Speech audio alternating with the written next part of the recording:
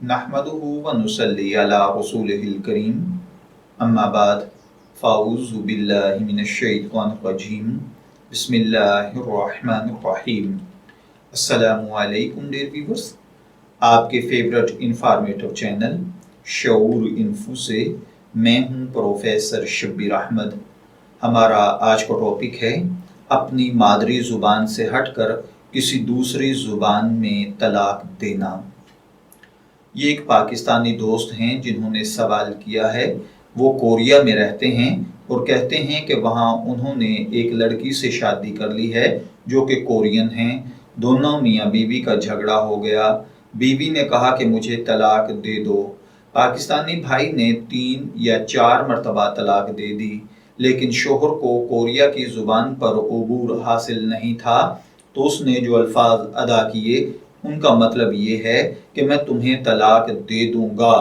अब बीवी तो ये समझती है कि उसने कहा मैं तुम्हें तलाक दे दूंगा, जबकि शोहर की नीयत ये थी कि मैं तलाक देता हूँ। क्या दोनों में रुजू की कोई गुंजाइश है या तलाक वाक़ई हो चुकी है? तो देखिए भाइयों और बहनों, याद रखिए कि तलाक वाक़ई होने के लिए माजी या हाल का सीगा होना ज़रूरी है। खाल्फाज किसी भी ज़ुबान में अदा किए जाएं, मुस्तकबिल के सीगे के साथ तलाक वाक़ई नहीं होती, अगरचे नीयत में माजी या हाल का सीगा हो।